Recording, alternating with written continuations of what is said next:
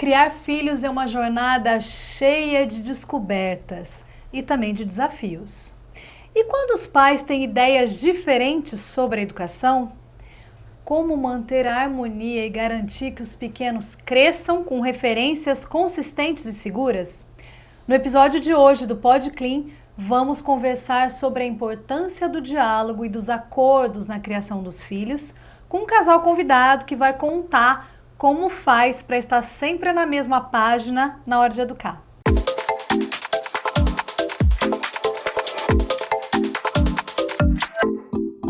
Bem-vindo, Alexandre. Bem-vinda, Renata. Obrigada por terem aceito o convite para a gente conversar sobre a criação dos nossos filhos. Primeiro, eu quero que vocês me digam sobre o filho de vocês, qual a idade, vocês estão juntos há quanto tempo? Contextualiza um pouquinho. Vamos lá. Nós temos um filho de 10 anos e nós vamos fazer 25 anos juntos. Olha. Temos 22 anos de casado, né? E esse ano a gente completa 25 anos 25 de união, né? De união. Juntos, exatamente. Como chama o filhinho? Heitor. Heitor, não é filhinho mais, né? Já tem... É já é um filho. Não, já é um filho. Vai para 11 anos agora em maio, já é um filho. Vamos começar do começo. Como foi lá no começo para alinhar esse processo da educação? Vocês chegaram a sentar para conversar? Vamos falar sobre isso? Como é que foi isso lá no começo? Antes da gente decidir ter filho, né, nós sentamos e alinhamos, sim, alguns pontos que entenderíamos que seriam primordiais para a gente ter uma boa convivência, né, e quando as ideias estão alinhadas entre o casal, fica muito mais fácil, não que seja fácil, né, menos difícil, podemos dizer assim, menos né? difícil, exatamente, mas a gente, sim, alguns pontos a gente conversou antes, vamos ter filhos? Vamos, então... vamos conversar sobre algumas coisas. Então, naquela época, eu demorei 4 anos para engravidar, mas naquela época a gente já conversava sobre essa questão de tela. Então, a gente já alinhou antes. A questão de tela, a questão de alimentação, a gente sempre conversou antes, né? E também tinha a questão que ela já tinha os sobrinhos dela, não é? Com a experiência da irmã. Verdade. Então, a irmã também tinha as mesmas expectativas, os cuidados muito parecidos do que nós imaginávamos. Então isso também nos ajudou, trouxe como referência, mas tivemos o privilégio, Bruna, de planejar essa gravidez. Então esse planejamento fez com que a gente fosse se preparando, e aí, depois que aconteceu, a gente viu que tinha mais preparação pela frente. Gente, a gente sabe que as crianças percebem de tudo, Sim, né? No ambiente tudo. De casa. E aí acontece aquele momento em que a mãe fala uma coisa e muitas vezes o pai fala outra, ou o pai fala uma coisa, a mãe fala outra, e aí pode virar uma grande confusão. Como é que vocês fazem para manter esses combinados e não desautorizar um ou outro? A gente sempre conversa, e isso acontece de vez em quando, porque a criança é bem esperta, né? Que bom que você falou que acontece. Não é só na sua casa. Para mim ainda é um desafio, continua. Acontece porque a criança é esperta, né? Ela vem, te fala uma coisa, aí vai lá, fala diferente pro pai, aí cada um tem uma opinião, mas a gente tem um combinado de não desautorizar. Mesmo se a gente não concorda, a gente segura, e aí a gente conversa os dois depois para alinhar. Se depois a gente vai chegar num consenso e de repente até mudar, falar, olha, a gente decidiu que vai mudar aquilo que a gente falou, tá? Vai ser isso aqui, mas sempre alinhado. Para mim é um desafio ainda, Bruno, e claro que a gente vem exercitando isso, já avançamos uma ponte, por quê? Ela tem a percepção de que o Heitor capta tudo. Eu sou um pouco mais ligado em relação a isso, ou seja, uma esponjinha. Então muitas vezes eu acho que ele não está ouvindo, ele vem e replica exatamente o que nós estávamos conversando. E o nosso combinado não foi só através da fala, é do sentimento também. Por quê? Se eu não entender de que esse combinado tem que existir, aceitá-lo e ficar com aquilo dentro de mim, ele vai sentir. Ele vai sentir. Então a gente combinou de não é você deixar a sua opinião, não é você participar, é você entender que aquele momento não é para falar sobre, mas depois a gente senta, a gente conversa. Então fica muito mais fácil. No início eu me sentia meio que tolhido. Poxa, mas eu quero falar, eu quero dar minha opinião. Não necessariamente naquela hora.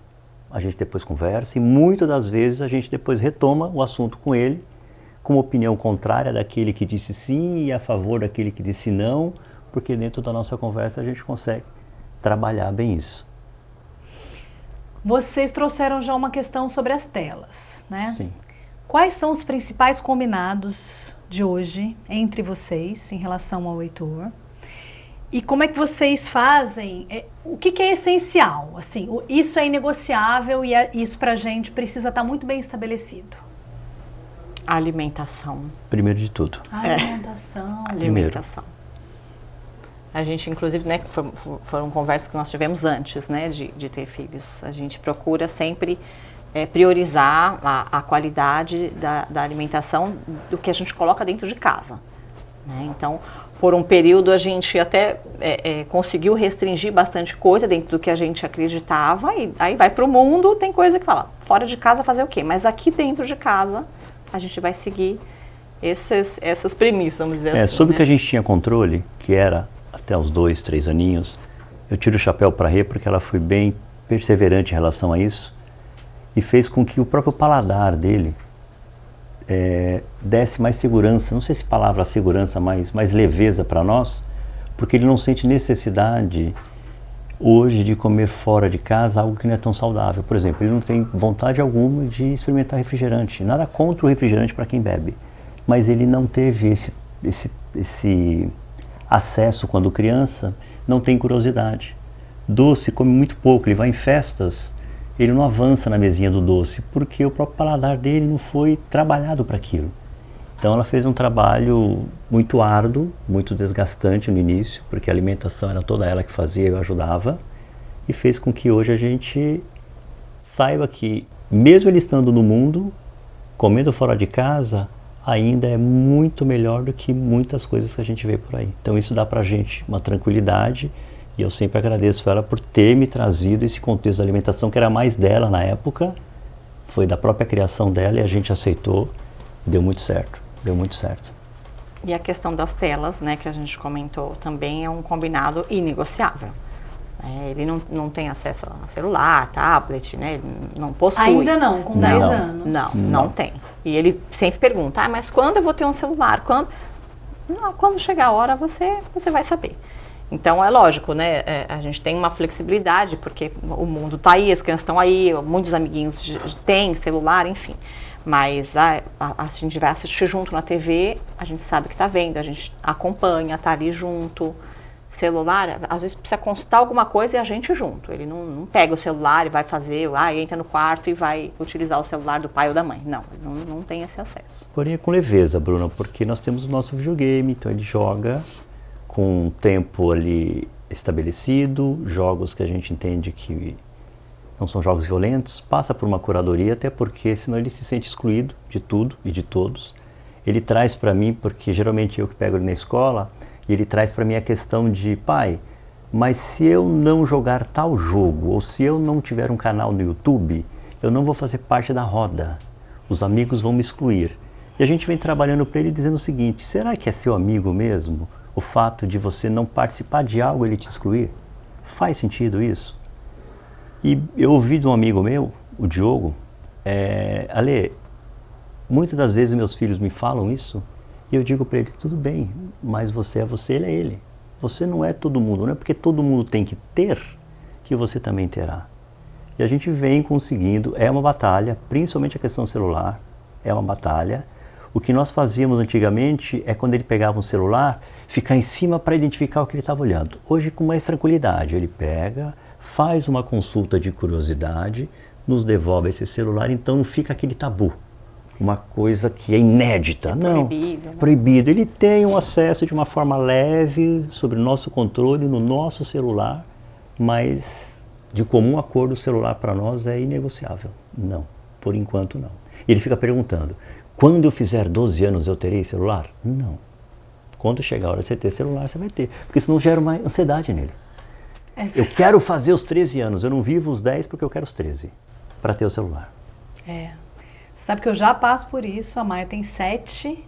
Quando eu tiver 10, eu falei, não, mas eu não disse isso, eu não estabeleci uma idade, eu nem sei como isso vai funcionar.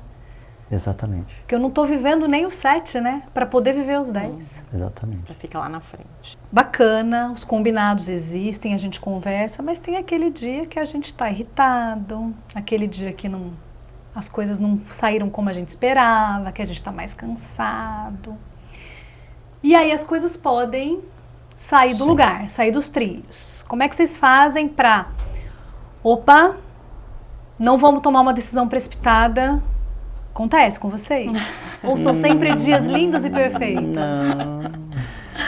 Acontece. Acontece. Acontece, sim. E aí é o mesmo combinado da questão de desautorizar, né? De não desautorizar. Às vezes a gente não percebe, né? A gente tá nervoso ali, mas a gente não percebe. Aí o outro às vezes dá um toque, às vezes faz uma careta ali. Um outro já se retira, fala, depois a gente fala sobre isso. Tenta desviar o assunto, né? Porque é um acordado que nós temos que, quando o Heitor me questionar e eu estiver nessa situação de estresse, o fato dela responder por mim não está desautorizando. É porque ela identificou de que eu travei ali na hora. E eu já tomei algumas atitudes nesse travar por impulso e que depois você não consegue manter. Aí é pior. Ok? Então, se ela entra ou se eu entro, não é porque estamos desautorizando. Não, é porque nós percebemos que deu truco ali, sabe? Porque eles que não ia dar certo alguma coisa. Agora, Bruna, o importante em relação a isso é que isso vai acontecer. Isso acontece. Eu, particularmente, me chicoteava, ficava pensando, meu Deus, meu Deus, meu Deus, meu Deus, meu Deus. Porque quando você vai ter um filho, as pessoas falam, nossa, ele virá para você vai ter um aprendizado quando tiver uma criança. Eu imaginava que era aprender a trocar fralda, dar banho, mas é muito mais. A gente vai falar um pouco sobre isso. E eu comecei a entender de que faz parte o erro. Não existe manual. Não tem manual. Faz parte. Então eu estou conseguindo lidar. Ela melhor, eu agora estou lidando melhor com isso. De numa situação dessa, me cobrar de por que não fiz daquela forma. Porque eu não estava preparado e não tinha as ferramentas necessárias para aquele momento. Faz parte. Agora eu estou me recolhendo e depois a gente retoma o assunto. Porque se você deixar, ele vai persistir até vencer você numa questão que você não está seguro. É, por isso que às vezes eu acho que eu entendo que são 2 para cuidar de um, né? São 2 para cuidar de um. Quem pode ter, né? Obviamente, Exato. o companheiro Sim, é um e a companheira do lado, mas fica um pouco mais leve. A hora que você fala, tô o chapéu, eu não tô bem. Exatamente. Você consegue dividir, né? O dia é corrido, as demandas são grandes. Como é que vocês fazem para manter essas conversas entre vocês, entre o casal? Existe, assim, algum momento que vocês falam, não, tem um dia nosso para a gente conversar, para que vocês afinem aí esse instrumento enquanto casal e depois enquanto pais? A gente não tem um dia específico, né? Porque tem que ser quando dá, né? Mas, né, voltando àquela outra questão que a gente tinha comentado, da criança sentir, dela perceber, dela sempre ligada. Então a gente espera ou ele dormir, ou a hora que ele vai tomar banho, pra gente ter um tipo de conversa que não daria de jeito nenhum para ele escutar, né? Mas é muito comum a gente conversar no dia a dia, né? A gente não abre mão de jantar em família e às vezes ali a gente alinha algumas coisas mesmo na frente dele. Olha, tem essa situação, vamos conversar aqui em família. Mas aí coisas que a gente não pode falar na frente dele, a gente não tem um dia específico, né? E aí são os momentos que estamos só nós dois, mas aí tem que ser ou a hora que ele está dormindo, a hora que está tomando banho, a hora que a gente vai se recolher também. A gente tem utilizado melhor o tempo porque sempre quando ele ia dormir era o momento, só que você está cansado. Você quer dormir, você quer descansar. Muitas vezes você atropela e quer resumir o assunto que não é tão resumível assim. A gente tem percebido que os momentos que, por exemplo, sai com um amigo para brincar, para jogar bola, ou vai na casa da avó, que não é com tanta frequência, a gente tira um momento antes de Netflix, antes de fazer qualquer outra coisa para nós dois. Vamos falar sobre uma determinada situação, seja da escola ou seja pontual de casa? Porque a gente se pegou muitas vezes, Bruna, nesse intervalo dele tomar um banho, vamos conversar aqui. E ele chega. E aquilo vai dando ansiedade, porque você vai picotando o assunto e perdendo o raciocínio. E nós combinamos, vamos fazer o seguinte, agora não dá para conversar sobre isso, porque a gente vai ser cortado no momento. Vamos reservar um tempo, que seja esse tempo no momento que seria para nós dois, a gente diminui um pouquinho do tempo para nós dois, que é muito necessário, mas a gente entendeu isso, para a gente iniciar e terminar o assunto. Porque tinha coisas que a gente começava na segunda e terminava na sexta. E aquilo vai se perdendo e vai gerando ansiedade, vai se transformando num cansaço, vai desgastando. Então isso a gente conseguiu colocar nesse dia a dia que a Rê fala, de não ter um dia específico. Concordo que não tem um dia específico. É quando sobra um momento, mas esse momento tem que sobrar. Porque se você esperar só sobrar um momento e não sobrar, você não conversa. Mas hoje a gente consegue fazer sobrar um tempinho, nem que seja do tempo de nós dois. A gente tem que construir esse tempo, né? Exatamente. De colocar como prioridade, né? Porque é importante. Vocês sentem também que é importante estar alinhado os seus valores enquanto família, com os valores também dos educadores que estão em contato com o Heitor? Isso favorece? Favorece. Hoje ele está numa escola com princípios e valores que a gente acredita, ok? Por muitas vezes a gente sempre procurou nos relacionarmos com pessoas e lugares que os valores estavam condizentes com o que a gente acredita. Entendemos que existe hoje uma inversão de valor, Bruna, porque a escola ela ensina matemática, a ciência. Aliás, ela proporciona que a criança aprenda isso e depois ele busque mais. E não necessariamente ela ensina a educação. Eu acho que isso é papel dos pais. Eu sinto que muitas vezes, vamos falar nós, né? Nós terceirizamos para a escola determinados princípios e valores que não é o professor, é o pai. Porque se você trata isso em casa, é o pai e a mãe. Se você trata isso em casa, o professor fica mais leve. O professor ele não tem que educar as crianças na escola, ele vai passar a questão do conteúdo didático. E claro, tem o convívio social, tem a amizade com os amigos e o respeito, mas é fundamental em casa. A gente dá mais trabalho, mas a gente prefere ter essa labuta, como agradecer, como valorizar, como respeitar tudo e todos. E para a escola fica um pouco mais tranquilo, porque a gente, graças a Deus, não temos reclamação do Heitor na escola, muito pelo contrário, sempre respeita as professoras, porque a gente faz isso em casa. Não é simples, mas a gente entendeu, porque eu vim de uma criação dessa. Eu vim de uma criação de que o professor falava, você escutava e respeitava. E a gente tem tentado trazer isso para ele e fazer com que, por mais que ele não concorde com algumas coisas, ele traz para nós, ou nós já pegamos ele conversando com a professora sozinho, dizendo que ele não se sentiu bem com aquilo que ela falou, enfim, sem expor na sala de aula. A professora ficou muito feliz com esse contexto, dele ser essa criança, de levar para a professora e não criar ali uma polêmica. Isso a gente traz com muito mérito porque é feito em casa, dá trabalho, mas a gente assumiu essa responsabilidade. São aqueles momentos que a gente olha e fala, tá dando certo. Tá dando certo, sim. Tá dando Mesmo certo. com todas as questões, Exatamente. a gente está conseguindo ali direcionar, né? Que é ver o meio copo cheio e o meio copo vazio, né? A gente tem procurado ver o meio copo cheio. Meio copo cheio, isso aí. Que conselho vocês dão para outros casais que estão tentando encontrar esse equilíbrio na vida de criação dos filhos? Primeiro, assim, não é uma coisa que se cria, né? A questão de paciência que todo mundo fala, mas a gente vê que é um aprendizado constante. Principalmente hoje que a gente tem milhares de opiniões, milhares de profissionais, né? Falando, né, sobre diversos conteúdos e cada um na sua linha.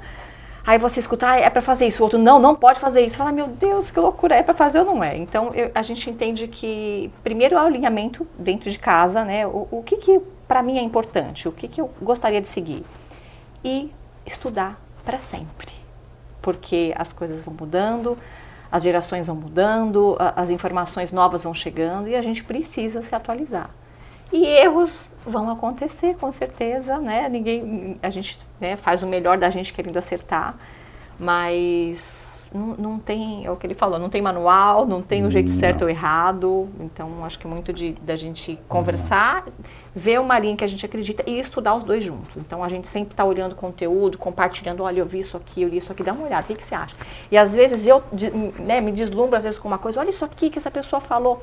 Ele, mas pensa o seguinte, olha por esse lado, poxa, é verdade. Então, a gente filtra bastante essas informações, né? A gente tem uma linha ali que a gente... De pensamento, que gosta de seguir, mas às vezes a gente conversa e fala, não é verdade, isso aqui falou uma coisa, isso aqui eu não concordo, mas isso aqui eu concordo. Então a gente filtra bastante essas informações, mas é um aprendizado contínuo. Então é um estudo mesmo do autoconhecimento, porque você estando bem, você se conhecendo melhor, você consegue proporcionar uma melhor maternidade, uma melhor paternidade, né? Fica mais leve, né? Que é aquela história que eu falei no início.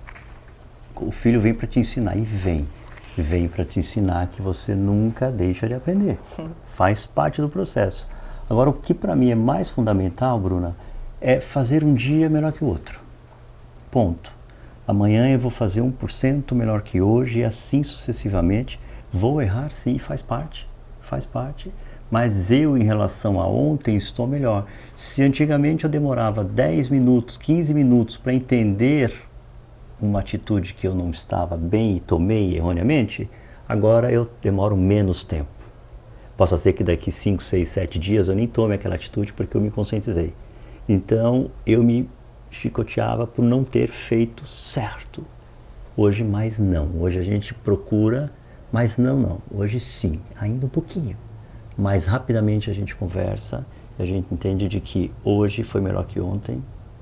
É muita comunicação, é muita informação, é muita demanda e você fala, peraí, eu não vou conseguir fazer dessa forma, então eu desisto. Não, faz a sua forma.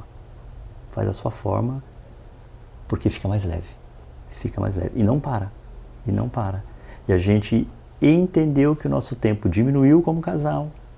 Nós entendemos que é uma fase que a gente deixa de fazer mais coisas para nós mesmos. Trabalha esse ego de que agora tem um serzinho ali, de que o nosso tempo é dividido com ele e está tudo certo. Lá atrás dava para fazer bastante coisa juntos, hoje dá para fazer menos. Mas acho que quando você vê o resultado ali na prática, no dia a dia, e as pessoas comentando sobre, né, porque para a gente é o maior orgulho, nosso filhão sendo preparado para esse mundão. Não é? Não é fácil, mas vale muito a pena. Muito bonito esse alinhamento de vocês, dá para ver no olhar, né, esse cultivo, esse seu movimento de autocompaixão, isso ajuda muito, né? Os homens geralmente se cobram demais. Sim. E isso acaba impactando, interferindo. Parabéns por esse movimento. Obrigado. Acho que contribui muito, inclusive para o Heitor ver, né, como modelo. Puxa, dá para eu olhar para o meu pai e me orgulhar dessa trajetória que ele está indo, né? O Alexandre faz parte de um grupo de homens. Sim. Que busca aí se conhecer melhor. Que também nos ajuda demais. E entender mais sobre a masculinidade, sobre esse homem na sociedade atual. Então, acho que isso ajudou bastante, muito, Renata. Muito, demais. Muito. Eu vejo a hora, quando que é o seu próximo encontro? E é interessante que eu voltava da roda de homens e ela quer saber tudo. Então eu fazia um resumo e nós conversávamos e discutíamos sobre. Que mais homens possam se dispor a isso, mais mulheres também. Mas acho que por muito tempo os homens ficaram silenciados e sozinhos, né? Nesse papel. Muito bonito de ver esse movimento. Obrigado, Bruno. Obrigado. Educar em parceria é uma das maiores demonstrações de amor que podemos dar aos nossos filhos. E também um exercício diário de escuta, respeito e troca. Com diálogo, paciência e combinados bem estabelecidos, o caminho da educação se torna mais leve e mais eficiente. Obrigada por terem compartilhado isso, Alexandre, Renata. Nós que agradecemos, parabéns pelo trabalho de vocês, muito bom. Por dividirem essa experiência de vocês com a gente, para que a gente possa aprender juntos. E obrigada a você que nos acompanhou até aqui. Até o próximo Podclean.